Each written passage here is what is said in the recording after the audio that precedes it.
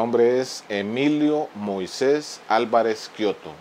Nací en Tegucigalpa, de las primeras generaciones de garífunas nacidos aquí en Tegucigalpa, un 2 de enero de 1968.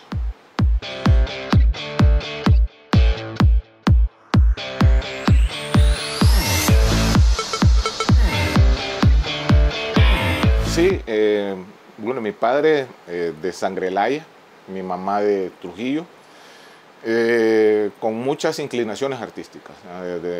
Del lado, de hecho, mi papá es fundador del ballet, el ahora ballet de danza folclórico garífuna, José Lino Álvarez Zambulá, que fue el fundador de las danzas garífunas. Y mi madre, pues, dentro de la familia de mi mamá, con muchos artistas, gente que tocaba diversos instrumentos y una gran inclinación hacia las humanidades y las artes.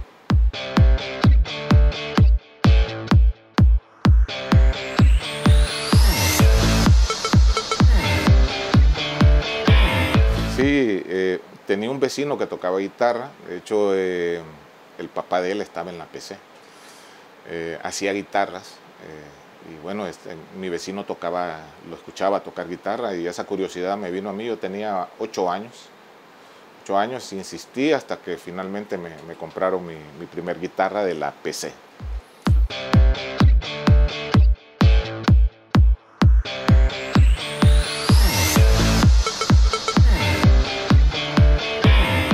Sí, a los 11 años empiezo a recibir clases libres en la Escuela Nacional de Música, cursos libres de guitarra, con el maestro Leoncio López, perdón. Estudio un poco de música dentro de la Escuela Nacional también, había unos cursos fundamentales. Mi instrumento era la guitarra, es mi primer instrumento, todavía lo sigo ejecutando siempre. Bueno, guitarra clásica, guitarra acústica, claro, recibía clases de flauta, historia de la música, cursos fundamentales, bueno, etcétera, etcétera. Un poco de piano también. Y bueno, esos son mis fundamentos. Ya empiezo a trabajar en un grupo o a acercarme al tema grupal a los 15 años, que es con Diablos Negros.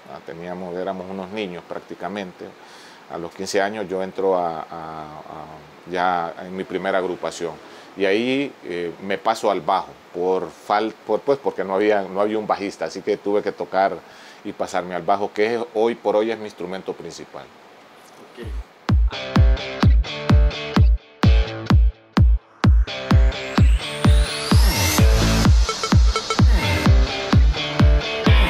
Sí, somos en esa época, bueno, somos 6 hermanos, éramos 5 todavía porque mi hermano menor, tenemos una diferencia de 11 años. Pero sí, básicamente lo que hace normalmente, bueno, en aquellos días era un poco diferente a la historia de hoy, ¿no?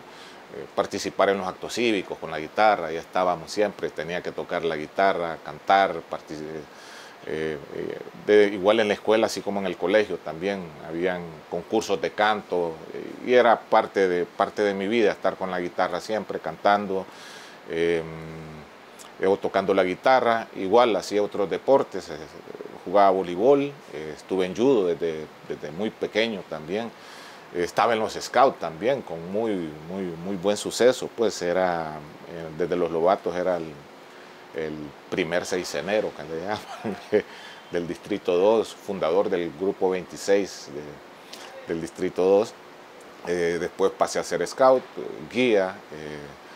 Bueno, realmente pasé una infancia, pues dentro de lo que cabe, bastante entretenido con los temas y las historias familiares comunes que pasan, pero sí, viví una infancia bastante dinámica, con mucha interacción, especialmente en mi condición de garífuna, ¿no? Que éramos muy pocos los garífunas que existían acá. Pude aprender a relacionarme también con la sociedad ladina, ¿no? Porque esa es una realidad que no podemos dejar de lado, ¿no? El racismo que al día de hoy pues es un tema, una realidad existente, con lo que hemos aprendido a lidiar, aprender a convivir también, ¿no? y a manifestarnos y poder dejar de lado todos esos prejuicios preestablecidos que existían sobre nuestra comunidad garífuna también.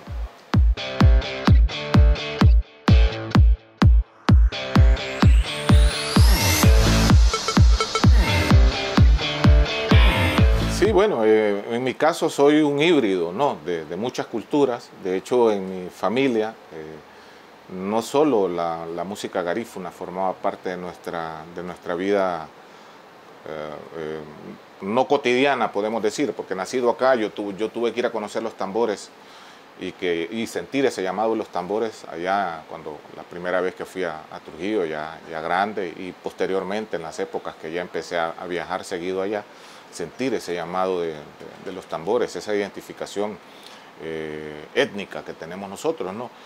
Igual, yo desde muy pequeño, pues uno de los grandes recuerdos que tengo de pequeño es la música de Glenn Miller, por ejemplo, que esa es la música popular que escuchábamos en nuestra casa, música de Los Platters, Santana.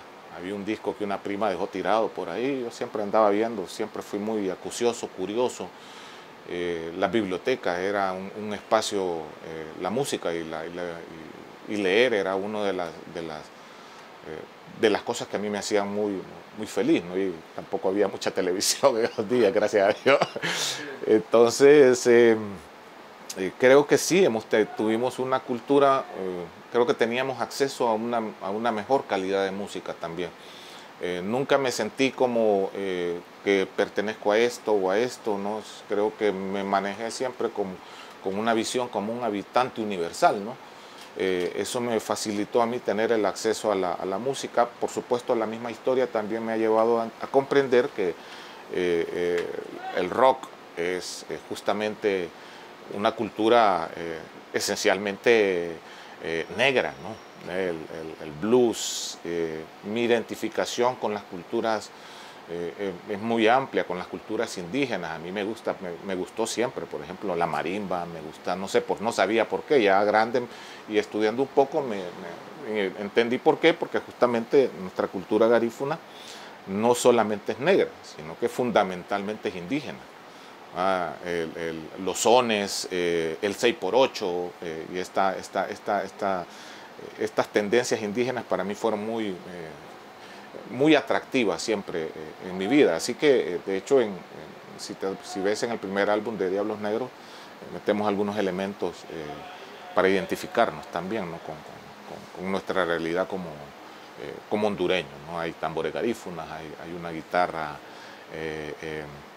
no necesariamente flamenca, pero sí con elementos latinos, ¿no? Así que esa es mi realidad, ¿no? Nunca me sentí separado de un lado ni del otro, siempre me sentí un habitante del mundo.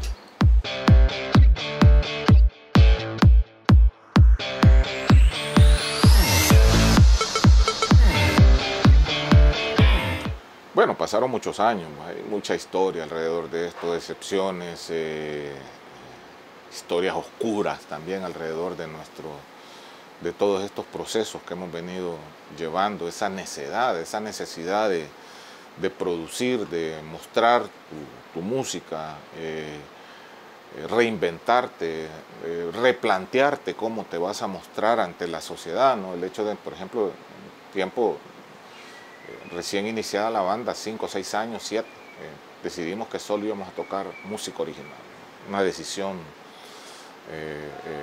consensuada entre todos.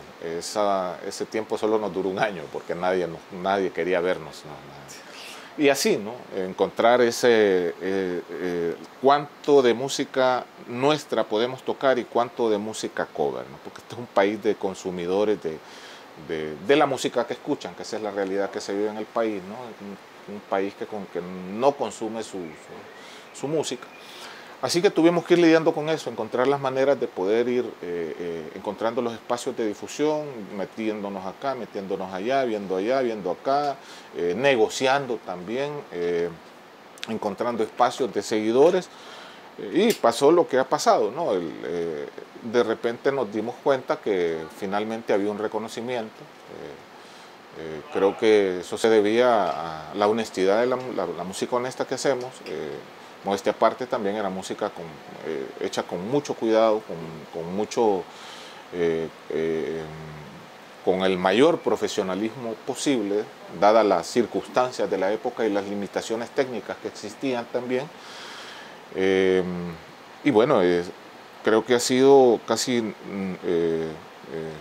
algo en el que en algún momento empezás a perder un poco el norte, pero te das cuenta de que simple y sencillamente sos un trabajador de la música, ¿no? Hay que aprender a lidiar con el tema de la popularidad y de la aceptación también, aprender a valorarte también, esa es otra historia también. Para mí han sido diferentes etapas, ¿no? Quizás con 40 años de estar, quizás no, se me ha ido presentando casi de forma natural, pero creo que es gratificante, ¿no? Gratificante ver que la gente reconoce tu trabajo, que se identifican con este trabajo, que forma parte de sus vidas también, amén de las dificultades con las que ha sido realizada. Hay muchos mitos alrededor del trabajo que hemos venido realizando, hay muchos malos entendidos, hay muchas especulaciones alrededor de la realidad nuestra también. Mucha gente no tiene idea de dónde viene Diablos Negros, muchos asumen que somos, o en mi caso particular, que hemos sido gente que acomodados, ¿no? Nosotros somos de clase baja acabada, ¿va?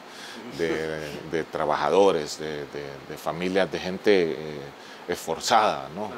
Venimos de abajo, no se nos olvida, es algo que tenemos claro. La mayor parte de mis relaciones al día de hoy entre amigos, gente muy cercana a mí, que es un círculo muy cerrado, son amigos de, bueno, Edwin, por ejemplo, que es un vecino mío del reparto, él es mecánico, uno de mis mejores amigos, pues, y es una persona con la que yo puedo contar, y contamos, ¿va? Como amigos, para citar un ejemplo, por ejemplo, ¿no?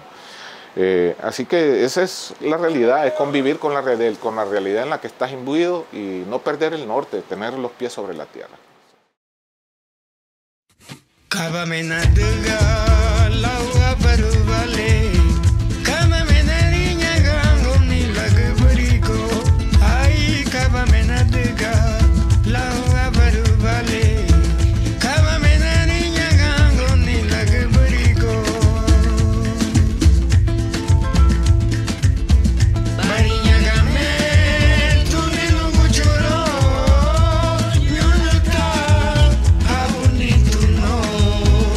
Vamos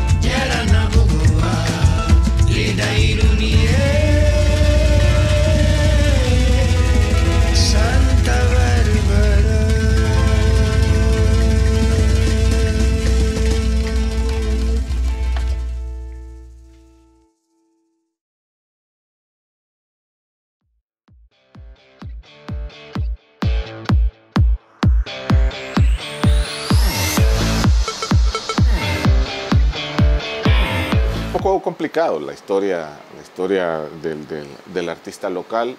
Siempre hay prejuicios, hay suposiciones, ¿no? Sobre, yo tengo 26 años de casado, tengo 3 hijos, Víctor, Marco y Lisandro, ¿no?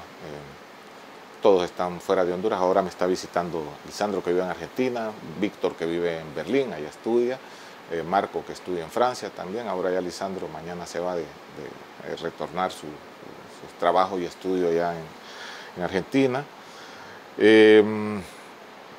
Claro, la dificultad de la familia de comprender por qué querés ser músico, ¿no? Esa era una de las primeras complicaciones que tuve en mi casa. Para poder estar en la banda como niño tenía que tener buenos resultados académicos para poder, para que me dieran el permiso. De hecho, con mucha tristeza o molestia o incomodidad, ¿no? Porque una cosa es que seas aficionado a la música, otra cosa es que ya entres en una banda y que te expongas, ¿no? Al tipo de, sobre todo los prejuicios que hay alrededor del arte y una cultura tan particular como es la cultura musical, ¿no?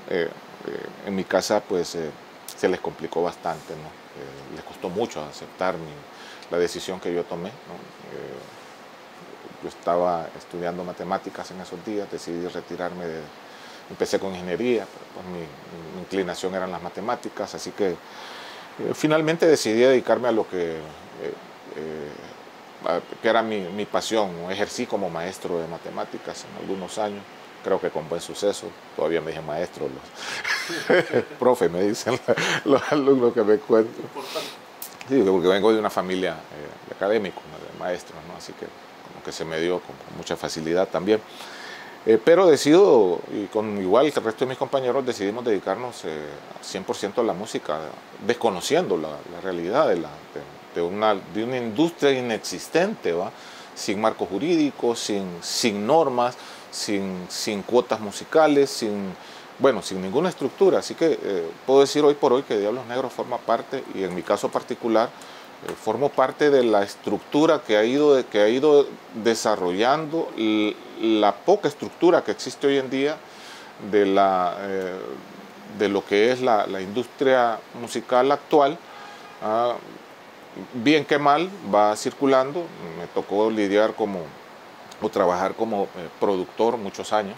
De hecho, fui fundador de muchas compañías de audio. En aquellos días daba vergüenza ver a los artistas locales tocar con un foquito, un calientapollo, le llamábamos nosotros, un poquito de eso con lo que calentaban los pollos, ¿va? Porque eran los que más iluminaban en el centro del escenario, y aquellos equipos que daban realmente tristeza. Hoy por hoy los artistas locales tienen las mismas facilidades que los artistas internacionales. Ya hay compañías de audio, no existían compañías de audio. Yo fui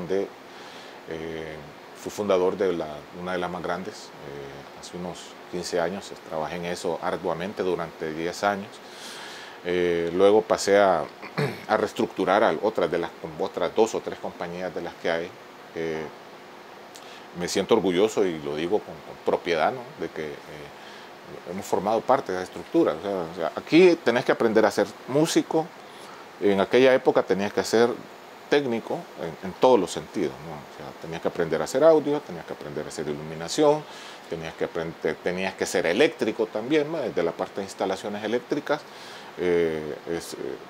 análisis de planos, no solo salas, no tenías que hacer audio solo sala, tenías que hacer audio en monitores. Esa es una de las grandes ventajas que tenemos como banda. Casi todos, por lo menos 2 o 3 de la banda, tenemos esas habilidades, ¿no? De poder agarrar una consola y hacer un audio para cualquiera, ¿no? Es que no es una habilidad que normalmente tenga un músico, porque aquí es difícil ser un músico puro. En aquellas épocas era difícil ser un músico puro, solo dedicarte a eso, ¿no? Luego aprender a autoproducirse, que están viendo parte del estudio en el que realizamos nuestras producciones, por el costo que significaba esto, etcétera, etcétera. Ser tu propio gestor, ser tu propio manager, toda esa diversidad de cosas que realmente te complican la vida. Y así es como, bueno, finalmente me desvió un poquito del tema, pero regresando a eso, No es fácil, lo decía porque no es fácil, pero sí llevo una vida familiar apegada a esto, que al final de la historia mi familia lo terminó aceptando. Para eso corrieron muchísimos años, aunque todavía se resiente un poco el tema de no ser un académico, ¿no? Pero sin embargo, creo que hay reconocimiento ya, ¿no?, de la sociedad alrededor del trabajo que venimos haciendo, desde lo gremial, desde la propiedad intelectual, que son otros temas en los que nos hemos tenido que venir involucrando en la estructura de lo que es la música de Honduras.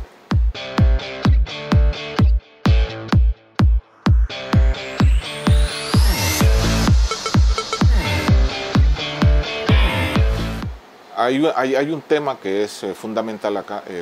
Los artistas hondureños en general, ¿va? De hecho, no existimos todavía. Existimos de hecho, pero no por derecho.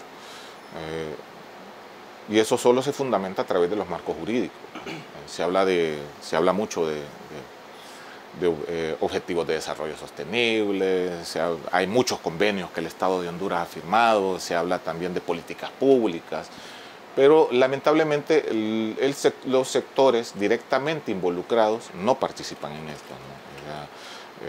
La academia debe entender también que hay una industria operativa, ¿no?, y que forma parte y que es aportante al Producto Interno Bruto. Que no hay indicadores, esa es otra cosa, ¿va? Esa es otra historia, porque no han habido indicadores, no hay una medición correcta, pero es fácil evidenciar esa participación del sector, sobre todo el sector musical. Simplemente hay que salir una noche y ver cuántas bandas están tocando, ¿no? Pero ¿qué es lo que ocurre? No tenemos marcos jurídicos que nos den protección, ni soporte, ni difusión. Aquí no existe una cuota musical, que automáticamente se resolverían muchos de los problemas que tienen los artistas locales acá. Sobre todo a la hora de mostrar su talento, y su fundamento se radica en la música original, ¿no?, en el contenido local. Entonces, ¿qué pasa? El hondureño no tiene acceso a su música. ¿Por qué? Porque no hay una cuota musical de difusión. Es muy caro producir. El Estado, en realidad, esa es la función del Estado, ¿no? La función del Estado es un socio estratégico del artista local, ¿no? Y está obligado a difundir su música, ¿no?, para poder generar identidad, para poder generar un concepto de unidad dentro de un pueblo a través de su propia cultura, a través del consumo de su talento local, ¿no? Y esa es la forma en que el Estado debería de operar. Creo que falta mucha conciencia alrededor de esto. Se subestima mucho también, creo que hay un tema que se subestima a los artistas que hemos estado trabajando en la calle, por decirlo, ¿no?, en la escena pública. Creo que hay una idea muy escueta sobre la profundidad a la cual podemos llegar. Ya nos estamos organizando, existen un par de sociedades con las que hemos venido trabajando con fondos propios. Por supuesto que eso dificulta también tener acceso a los demás compañeros también, pero muy bien estructuradas con sus respectivas personerías jurídicas, con el tiempo que tenemos también. Pero sí, fundamentalmente el Estado de Honduras debe de pensar seriamente en plantear una ley que le dé marcos jurídicos, que le den protección, en nuestro caso, al sector musical de forma específica, ¿no?, para poder tener acceso a nuestro público.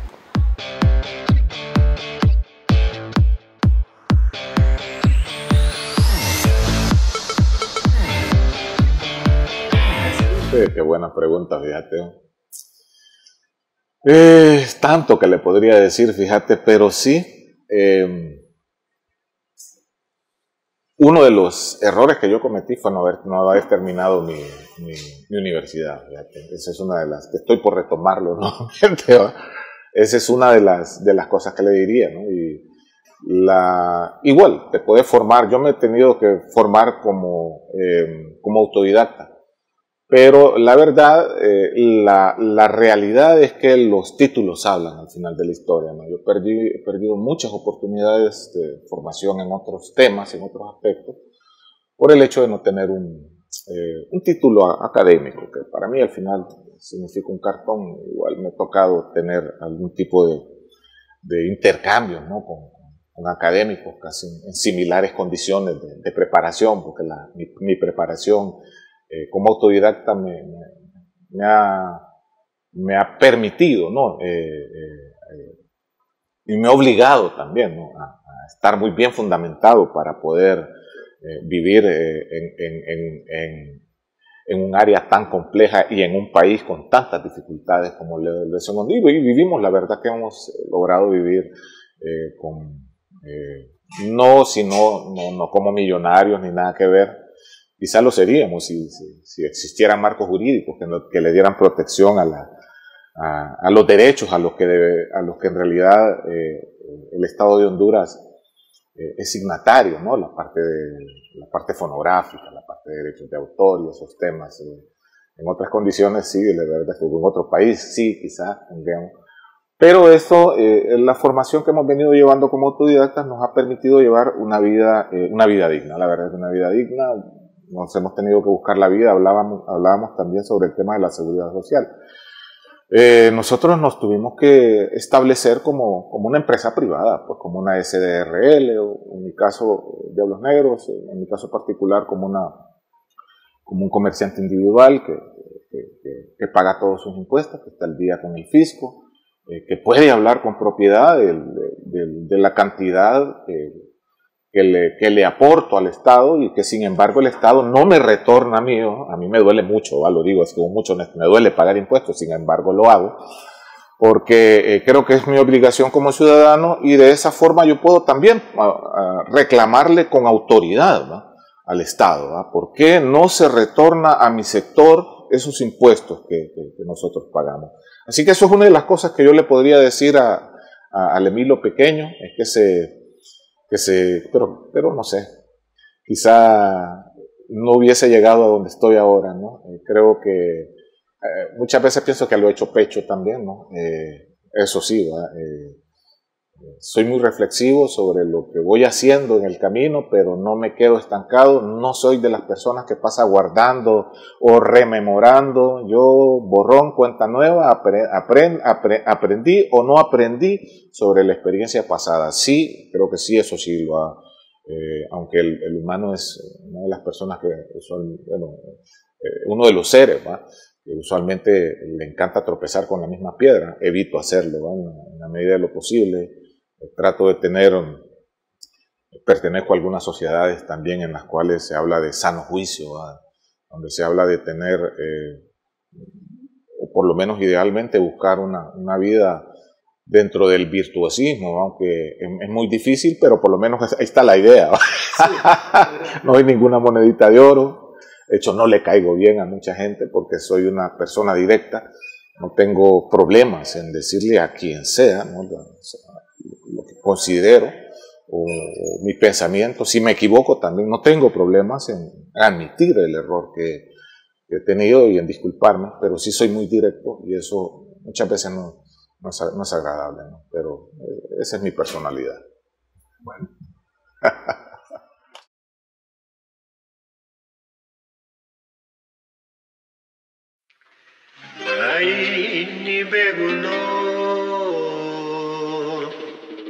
Devaya Baba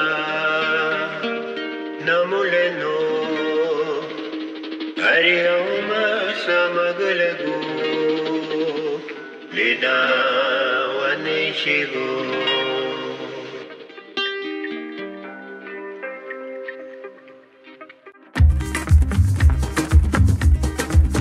Agamari Bunumadaguno Ibelinari